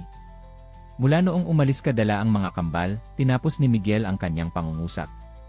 Isabel, alam ko na mahirap ito, pero maaari siyang maging susi sa pagwawakas ng lahat ng ito. Kailangan nating kausapin siya. Tumango si Isabel, kahit na halatang natatakot siya sa ideya. Tama ka, tatay. Pero hindi ko alam kung ano ang sasabihin sa kanya. Hindi niya alam na mga anak niya sina Andres at Carlos. Hindi niya alam na tinakasan ko siya dahil sa banta ng kanyang ama. Lumapit si Sofia na naroroon din sa silid, hinawakan ang kamay ng kanyang anak. Sasama ako sa iyo, anak. Hindi mo kailangang harapin ito ng mag-isa. Bago pa makasagot si Isabel, tumunog ang telepono ni Miguel. Sa screen, Antonio Villarreal VRE. Sa mainit na silid na yon, tila tumigil ang oras. Tumingin si Miguel kay Isabel na tumango, nagbibigay ng pahintulot. Sinagot niya ang tawag, inilagay sa speaker. Antonio, sabi ni Miguel, ang kanyang boses ay malamig pero patas. Reyes, sagot ang boses, halatang pagod at stressed. Salamat sa pagsagot. Hindi ko alam kung kanino ako pwedeng lumapit. Bakit ka tumatawag, Antonio? Tanong ni Miguel, nakikita ang tensyon sa mukha ng kanyang anak. Dahil alam ko na ang lahat, sagot ni Antonio V.I., tungkol sa aking ama, sa mga iligal na gawain, at tungkol kay Isabel at sa mga bata. Napasinghat si Isabel, ang kanyang mga mata ay nagsisimulang mapuno ng luha. Paano mo nalaman? Tanong ni Miguel. May iniwan sa akin ang aking ama, isang sobre na bubuksan lang kung may mangyari sa kanya. Mga confession, mga dokumento, lahat. Inisip niyang mapoprotektahan niya ako sa ganitong paraan, pero sa totoo lang, ginawa niya lang akong bahagi ng kanyang krimen. Naglakad si Isabel patungo sa telepono, ang kanyang mga kamay ay nanginginig. Antonio, sabi niya ng mahina. Ako ito, si Isabel. May isang sandali ng katahimikan sa kabilang linya. Isabel, ang pangalan ay lumabas na parang isang dasal. Akala ko ay hindi na kita maririnig muli. Akala ko namatay ka na. Buhay ako, Antonio. At ang mga bata ay ligtas. Mga bata, inulit niya ang salita, parang sinusubukan itong lasahan. Ibig mong sabihin totoo nga. May anak tayo. Mga anak, itinama ni Isabel. Kambal na lalaki. Sina Andres at Carlos. 3 taon na sila. May narinig na hikbi sa kabilang linya. Isabel, pasensya na. Hindi ko alam na ginamit ka ng aking ama, na ginawa niya akong instrumento sa kanyang mga plano. Kung alam ko lang Hindi mo kasalanan ito, Antonio, sabi ni Isabel, ang mga luha ay malayang tumutulo na ngayon. Ginawa ko ang aking pinakamahusay para protektahan ang mga bata. Antonio, sumabad si Miguel, kailangan nating pag-usapan ito ng personal. Saan ka ngayon? Nasa eroplano ako papuntang Maynila, Reyes. Parating ako para harapin ang lahat ng ito. Para harapin ang aking tiyahin si Elena, para harapin ang mga kasalanan ng aking pamilya, at para makita sina Isabel at ang mga bata, kung papayagan nila ako. Nagtinginan sina Miguel at Isabel, at sa sandaling iyon, isang pakiramdam ng pag-asa ang lumalaganap sa silid. Sasalubungin ka namin sa airport, sabi ni Miguel. Tayo ay pamilya, sa mabuti man o sa masama. At haharapin natin ito ng magkakasama. Pagkatapos ibaba ang telepono, nagsimulang magbigay ng utos si Miguel. Ligaya, ay coordinate mo ang security. Sofia, tulungan mo si Isabel na ihanda ang mga bata. Oras na para makilala nila ang kanilang ama. Habang nagmamadali ang lahat para sa paparating na pagkikita, nanatili si Miguel sa kanyang silid-aralan, tumingin sa malaking portrait ng kanyang ama na nakasabit sa dingding. Hindi ako magiging tulad mo, ama, bulong niya. Hindi ko hahayaang ang kapangyarihan at kayamanan ay sirain ang aking pamilya. Gagawin ko ang tama, kahit na masasakripisyo ko ang lahat. Sa Ninoy Aquino International Airport, naghihintay ang pamilya Reyes sa lounge. Sina Andres at Carlos, maayos na nakasuot ng maliliit na barong Tagalog, ay hindi mapakali sa kanilang mga upuan. Hindi nila lubusang naintindihan ang kahalagahan ng sandaling ito, ngunit mararamdaman nila ang tensyon at kaguluhan sa paligid nila. Mama, sino ang makikita natin? Tanong ni Andres kay Isabel, na pinipilit na huwag ipakita ang kanyang kaba. Isang napaka-importanteng tao, anak, sagot niya, inaayos ang kanyang buhok. Isang taong mahal ko noon at maaaring mahalin ko pa rin. Tumayo si Miguel, nakita ang paparating na eroplano sa runway. Handa na ba tayong lahat? Tanong niya sa kanyang pamilya. Tumango silang lahat, bagamat maaari mong makita ang takot at pag-aalala sa kanilang mga mata. Ano ang mangyayari kapag nagkita silang lahat? Ang mga kambal at ang kanilang ama? Si Isabel at ang kanyang dating kasintahan? Ang mga Reyes at ang isang Villarreal? Ilang sandali pa lang ang nakalipas nang bumukas ang pinto ng lounge at pumasok ang isang lalaking may katamtamang taas, matikas na pangangatawan, at matinding pagkakapareho kay Antonio Villarreal. Ngunit may kakaibang kagandahang loob sa kanyang mga mata na hindi kailanman nakita ni Miguel sa ama. Antonio, bulong ni Isabel, tumayo, ngunit hindi gumagalaw mula sa kanyang kinatatayuan. Natigilan si Antonio sa pintuan, ang kanyang mga mata ay nakatuon kay Isabel at pagkatapos ay lumipat sa 2 batang lalaki sa kanyang tabi. Ang kanyang mukha ay bumagsak, isang halong emosyon ng pagkamangha, pagmamahal, at hindi maiwasang pagsisisi. Isabel, sabi niya, ang kanyang boses ay halos hindi maririnig. At sila ni. Ang iyong mga anak, tinapos ni Miguel, lumapit sa kanya at inilahad ang kanyang kamay. Maligayang pagdating sa aming pamilya, Antonio. Nang magkadaupang palad ang 2 lalaki, isang bagong kabanata ang nagsimula sa kwento ng pamilya Reyes. Isang kabanata na puno ng paghihilom, pagpapatawad, at ang pagkakataong makapagsimula muli. Lumapit si Isabel, hawak-hawak ang mga kamay ng mga kambal. Andres, Carlos, gusto kong makilala ninyo ang inyong tatay. Nagtinginan ang mga batang lalaki, pagkatapos ay tumingin sa lalaking ito na hindi nila kilala ngunit kahawig nila. Tatay, inulit ni Carlos, ang kanyang maliit na noo ay kumukunot.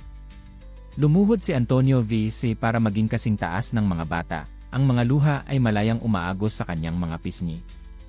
Ako ang inyong tatay, sabi niya, ang kanyang boses ay nanginginig. At kahit na napakaraming panahon ang nawala sa atin, ipinangangako ko sa inyo na gagawin ko ang lahat para maging isang tunay na ama para sa inyo. Sa sandaling iyon, parang hinimok ng isang hindi nakikitang lakas, lumapit si Andres at hinawakan ang mukha ni Antonio. Huwag kang umiyak, tatay, sabi niya nang may kawalang muwang ng isang bata. Okay lang. Nandito na kami. Ang mga salitang iyon, na sinabi ng napakasimple, ang nagpabasag sa mga naiwang hadlang. Si Antonio ay humikbi ng malakas, niyakap ang kanyang mga anak sa unang pagkakataon. Lumapit si Isabel, at sa isang heartbeat, siya ay kasama sa yakap, ang apat na miyembro ng pamilya na sa wakas ay sama-sama. Tumingin si Miguel kay Sofia at ligaya, ang kanyang mga mata ay mamasa-masa. Sa tingin ko ay makalilikha tayo ng bago at mas magandang pamilya mula sa lahat ng durog na piraso, sabi niya ng marahan. Ngumiti si Sofia, hinawakan ang kanyang kamay. Ito lang ang mahalaga, Miguel. Hindi ang imperyo, hindi ang kayamanan, kundi ang pamilya. Habang lumalabas sila ng airport, nagtataka ang mga tao sa grupo na ito, ang dating magkalabang pamilya Reyes at Villarreal, ngayon ay naglalakad ng magkakasama, nakatagpo ng kapayapaan at pagkakaisa sa gitna ng pinakamadilim na bagyo. Ang hindi nila alam, sa kanilang pagdating sa mansion, naghihintay si Elena Villarreal, ang huling hadlang sa kanilang kaligayahan. Ngunit sa pagkakataong ito, handa na silang harapin siya ng sama-sama, bilang isang pamilya. Hindi ko napapayagang may makasakit pa sa aking pamilya, sabi ni Miguel habang sumakay sila sa kotse. Matapos ang lahat ng ito, deserving tayo ng kapayapaan. At makukuha natin yon, tatay, sagot ni Isabel, hawak ang kamay ni Antonio habang nakatingin sa kanilang mga anak. Magkakasama. Habang umaandar ang kotse patungo sa mansyon, hindi nila alam na ang huling kabanata ng kanilang kwento ay naghihintay sa kanila, isang kabanata na magdadala sa kanila sa pinakamadilim na parte ng kanilang nakaraan. Ngunit magbubukas din ito ng pintuan patungo sa isang hinaharap na puno ng liwanag. Sa Mansyon Reyes, pinagmamasdan ni Elena Villarreal ang malawak na hardin mula sa isang kotse na nakaparada sa labas ng gate. Ang kanyang mukha ay matigas sa galit at determinasyon. Sa kanyang kamay ay may hawak siyang isang folder na puno ng mga dokumento, mga paglilihim na maaaring magwasak sa bagong natagpuang kapayapaan ng pamilya Reyes. Babayaran ka para sa ginawa mo sa aking kapatid, Miguel Reyes, bulong niya sa sarili. At gagamitin ko ang iyong sariling lihim laban sa iyo. Hindi niya alam na ang kanyang aksyon ay magbubunga ng isang serye ng mga pangyayari na hindi lang magbabago sa kanyang sarili, kundi pati na rin sa buong kwento ng pamilya Reyes magpakailanman, sa Mansyon Reyes. Pinagmamasdan ni Elena Villarreal ang malawak na hardin mula sa isang kotse na nakaparada sa labas ng gate. Ang kanyang mukha ay matigas sa galit at determinasyon. Sa kanyang kamay ay may hawak siyang isang folder na puno ng mga dokumento, mga paglilihim na maaaring magwasak sa bagong natagpuang kapayapaan ng pamilya Reyes. Babayaran ka para sa ginawa mo sa aking kapatid, Miguel Reyes, bulong niya sa sarili. At gagamitin ko ang iyong sariling lihim laban sa iyo. Hindi niya alam na ang kanyang aksyon ay magbubunga ng isang serye ng mga pangyayari na hindi lang magbabago sa kanyang sarili, kundi pati na rin sa buong kwento ng pamilya Reyes magpakailanman. Nang huminto ang sasakyan ng pamilya Reyes sa harap ng mansyon, agad na napansin ni Miguel ang di pamilyar na kotse sa labas. May bisita tayo, sabi niya, ang kanyang tinig ay nagbabadya ng pag-aalala. Pinalibutan ng security ang kotse, at sa pagkagulat ng lahat, si Elena Villarreal ang lumabas, mukhang determinado at mapanghamon. Magandang araw, Pamilya Reyes, sabi niya, ang kanyang boses ay malamig at mapanuya. At Antonio, anak, hindi ko inaasahan na makikita kitang kasama nila. Tumayo si Antonio V sa harap ni Isabel at ng mga bata, parang isang eskudo.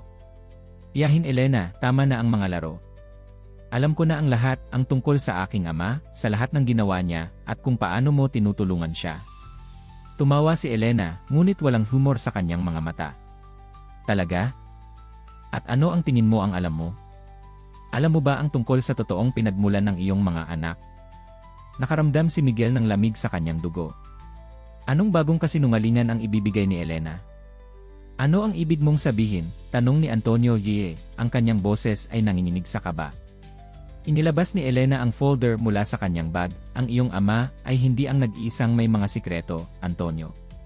Alam mo ba na ang mga batang ito, tumuro siya kina Andres at Carlos, na nagtatago ngayon sa likuran ni Isabel, ay hindi talaga mga Reyes o Villarreal. Ang totoo, sila ay produkto ng isang eksperimento. Tama na, sigaw ni Sofia, lumapit mula sa likuran ni Miguel. Wala nang magpapatuloy sa mga kasinungalingang ito, Elena. Nagulat si Elena nang makita si Sofia. Sofia Mendoza, sabi niya halatang gulat. Akala ko ay patay ka na. Ako naman, umaasa na nagbago ka na, sagot ni Sofia. Pero mukhang hindi. Parehong ikaw at si Antonio ang nagplano sa lahat ng ito, hindi ba? Gumawa kayo ng mga kasinungalingan tungkol sa aming pamilya, na nagbabantang gagamitin ang mga bata sa inyong mga laro ng kapangyarihan. Lumapit si Miguel kay Elena, ang kanyang mga mata ay nagniningning sa galit na pinapanatiling kontrolado. Lahat ng ito ay para sa kapangyarihan at pera, hindi ba, Elena? Hindi mo kailanman mapapatawad ang iyong kapatid dahil pinili niya ako bilang kasosyo sa halip na ikaw. At ngayon, gagamitin mo ang aking mga apo bilang mga pawn sa iyong laro ng paghihiganti. Nawala ang malamig na kalkulasyon sa mukha ni Elena na pinalitan ng galit. Ninanakaw mo ang lahat. Ang kumpanya na dapat ay sa aming pamilya. Ang respeto ng mundo ng negosyo. At ngayon, ang pamangkin ko. Hindi mo ako pag-ari, tiyahin, sabi ni Antonio Villan ng matatag. Ni hindi mo ako kilala. Ginawa akong instrumento ng aking ama sa kanyang mga plano, at mukhang ganoon din ang tingin mo sa akin. Lumapit si Isabel kay Elena, hawak-hawak ang mga kamay ng kanyang mga anak. Pagsisihan mo ba talaga ang pagkakataon ng mga batang ito na lumaki sa isang mapagmahal na pamilya? Pati ba ang mga batang walang muwang ay kailangan mong sirain? Sa unang pagkakataon, nagpakita ng alinlangan si Elena. Tumingin siya sa mga bata na nakatingin sa kanya ng may takot at pagkalito. Wala akong problema sa mga bata, sabi niya sa wakas. Ang problema ko ay sa iyo, Miguel Reyes, at sa pamana ng iyong pamilya ng pagkasira at pagsisinungaling. Kung gayon, tapusin natin ito, ikaw at ako, sabi ni Miguel, lumapit pa. Walang kinalaman ang mga bata, si Isabel, si Antonio, o sinuman pa. Kung may galit ka, sa akin mo ibaling. Nagtaka si Elena sa kanyang alok. Ano ang iminumungkahi mo?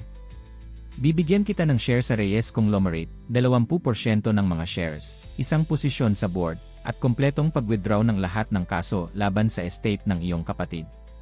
Kapalit nito, iwanan mo ang aking pamilya sa kapayapaan. Nagulat ang lahat sa kanyang alok. Si Ligaya ang unang nakabawi. Miguel, sigurado ka ba sa gagawin mo? Iyon ay bilyong-bilyon. Itinaas ni Miguel ang kanyang kamay para patahimikin siya. Walang halaga ang pera kumpara sa kapayapaan at seguridad ng aking pamilya, Ligaya. Natutuhan ko na yan sa pinakamasakit na paraan. Kumulot ang noo ni Elena, halatang nag-iisip. At paano ko malalaman na hindi mo ako lolokohin? Dahil pipirmahan natin ang mga papeles ngayon din, sagot ni Miguel. Ang aking abogado ay nasa loob. Walang takasan, walang pag-iwas. Isang malinis na hiwalay, minsan at magpakailanman. Naglakad si Elena papunta sa mansyon, sinusundan ni Miguel at ng iba pa. Sa loob, naghihintay ang legal team, na nagulat sa biglaang direktiba ni Miguel na ihanda ang mga kaukulang papeles. Sa silid-aralan, habang sinusuri ng mga abogado ang mga detalye, tumalikod si Elena kay Miguel. Bakit? Tanong niya ng mahina, para lang sa kanilang dalawa. Bakit mo ito ginagawa? Maaari mong labanan ako, ipakulong ako. Ngumiti si Miguel ng malungkot. Dahil natutuhan ko na ang tunay na kayamanan ay wala sa bank account o sa stock holdings, Elena. Nasa mga tao na mahal mo at mahal ka. Ikaw at ang iyong kapatid ay hindi kailanman natutong makita iyon, at nagkaroon kayo ng maraming pera ngunit hindi kailanman naging masaya. Tumitingin si Elena sa labas ng bintana, kung saan nakita niya sina Isabel at Antonio Villan na naglalaro kasama ang mga kambal sa hardin. Ang iyong kapatid ay naging mapagmahal na ama, sa kanyang sariling paraan, nagpatuloy si Miguel. Namatay siya na iniisip na pinoprotektahan niya ang kanyang anak. Iyon lang ang mahalaga sa huli, na iniwan mo ang mundong ito na mas mabuti dahil sa pagmamahal na ibinahagi mo. Sa unang pagkakataon, may mga luha sa mga mata ni Elena. Masyadong huli na para sa akin, bulong niya. Hindi kailanman huli para magsimulang muli, sabi ni Miguel, inilagay ang kanyang kamay sa balikat niya. Maaari mong gamitin ang iyong bahagi sa kumpanya para gumawa ng mabuti. Maaari kang maging parte ng mga buhay ng mga pamangkin mo. Maaari kang maging bahagi ng pamilya kung iyon ang pipiliin mo. Dumating ang mga papeles at walang seremonya, pinirmahan ni Elena at Miguel ang mga ito. Isang kabanata ng kanilang buhay ang nagsasara at isa naman ang nagbubukas. Hindi ibig sabihin nito na kaibigan na tayo, sabi ni Elena habang inilalagay ang kanyang fountain pen. Pero ibig sabihin nito na tapos na ang digmaan. Minsan, iyon lang ang kinakailangan para makapagsimulang muli, sagot ni Miguel. Mga linggo ang lumipas, at ang buhay sa Mansyon Reyes ay nagsimulang bumalik sa normal o sa isang bagong normal. Si Antonio E.A. ay lumipat sa isang cottage sa estate, malapit sa mansyon para maging bahagi ng buhay ng mga bata, ngunit nagbibigay din ng espasyo kay Isabel habang muling itinatayo nila ang relasyon na sinira ng mga kasinungalingan at pagtataksil. Si Sofia ay naging isang fixture sa mansyon, nag-aayos ng mga taon ng pagkakahiwalay sa kanyang anak at nakikilala ang kanyang mga apo. Si Ligaya, na ngayon ay tumatayo bilang ng Reyes Conglomerate, ay nananatiling malapit sa lahat, ang invisible na glue na nagpapanatili sa pamilya. Isang araw, habang kumakain ang buong pamilya ng almusal sa malaking terrace ng mansyon, biglang nagsalita si Andres. "Lolo," sabi niya kay Miguel, "bakit mas masaya sa bahay ngayon?" Natigilan ang lahat sa katanungan, nagulat sa kalaliman ng obserbasyon ng batang 5 taong gulang. Inilapag ni Miguel ang kanyang tasa ng kape at mumiti. "Dahil kumpleto na ang ating pamilya, Andres. At kapag kumpleto ang pamilya, walang imposible." "At hindi na tayo lilipat?" tanong ni Carlos nang may pag-aalala. "Hindi na," sagot ni Isabel, hinahaplos ang buhok ng kanyang anak. "Ito na ang ating tahanan magpakailanman." Tumingin si Miguel sa kanyang paligid sa mesa, sa kanyang anak, kanyang mga apo, kay Sofia, na muling natagpuan niya pagkatapos ng maraming taon, kay Ligaya, na naging tapat na kaibigan, at kay Antonio Yeye, na sa kabila ng lahat, ay naging isang malaking bahagi ng kanilang buhay. Huminga siya ng malalim, nagpapasalamat sa mga pagsubok na nagdala sa kanila sa puntong ito. "Alam mo, Miguel," sabi ni Sofia ng mahina, umupo sa tabi niya habang ang iba ay abala sa kanilang mga usapan, "dumating ako dito na handang makipaglaban. Pero ngayon, nagpapasalamat ako na sa halip ay natagpuan natin ang kapayapaan." Hinawakan ni Miguel ang kanyang kamay, tinitingnan ang kanyang mga mata na dati nagpatibok sa kanyang puso ng mabilis, at nakikita na ginagawa pa rin ito. "Minsan, ang pinakamahalagang mga labanan ay yung hindi mo kailangang labanan," sagot niya. "Natutuhan kong ang pagpapatawad ay hindi kahinaan, kundi ang pinakamalakas na kapangyarihan ng lahat." Sa malayo, sa isang penthouse sa gitna ng Makati, pinagmamasdan ni Elena Villarreal ang isang larawan ng pamilya, siya at ang kanyang kapatid noong mga bata pa sila, masaya at walang alalahanin. Sa kanyang mesa ay may isang liham kay Antonio Zie, na nag-aalok ng kapayapaan at ng posibilidad ng muling pagkakasundo. Hindi niya alam kung handa na siyang ipagkaloob ang buong pagpapatawad, ngunit sa unang pagkakataon sa maraming taon, bukas siya sa ideya na maaaring mayroong higit pa sa buhay kaysa sa paghihiganti at kapangyarihan. Bumalik sa Mansyon Reyes, tinitingnan ni Miguel ang horizon mula sa kanyang balkonahe, kumakaway sa mga kambal habang naglalaro sila sa hardin. Sa unang pagkakataon sa kanyang buhay, naramdaman niya ang kumpletong kapayapaan, hindi dahil sa kanyang impluensya, kayamanan, o kapangyarihan, kundi dahil sa mga tao na nakapaligid sa kanya, ang pamilyang natagpuan niya sa kabila ng lahat ng posibilidad. "Alam mo," sabi ni Isabel, na sumali sa kanya sa balkonahe, "hindi ko inakala na magkakaroon pa ng ganitong pagtatapos ang kwento natin." Ngumiti si Miguel, inakbayan ang kanyang anak. "Hindi ito pagtatapos, anak. Ito ay simula pa lamang." Habang tumatawa ang mga bata sa ibaba, at ang bagong buong pamilya Reyes ay nagpapahinga sa init ng sikat ng araw ng Pilipinas, nagtapos ang isang siklo ng sakit at nagsimula ang isang bagong siklo ng paghilom at pagmamahal. Sa ilalim ng mabangong aroma ng sampagita na bumabalot sa mansyon, at sa gitna ng kakaibang liwanag ng tropikal na langit, nalaman ni Miguel Reyes na ang tunay na kayamanan ay hindi nababanggit sa mga balanse sa bangko o stock portfolio, kundi sa mga ngiti ng kanyang mga apo, sa pagpapala ng pagkakaroon ng pangalawang pagkakataon kasama ang kanyang unang pagmamahal, at sa kagalakan ng pagkakaroon ng isang pamilya na pinaglabanan at pinangalagaan. Dahil sa huli, sa gitna ng lahat ng kapangyarihan at impluensya, ang pinakamatamis na tagumpay ng lahat ay ang simpleng magmahal at mahalin at maipasa ang mga aral na iyon sa susunod na henerasyon. "Magandang umaga, pamilya," bulong ni Miguel sa hanging Hunyo, ang kanyang mga salita ay dala-dala ng hangin. "Magandang umaga sa ating hinaharap."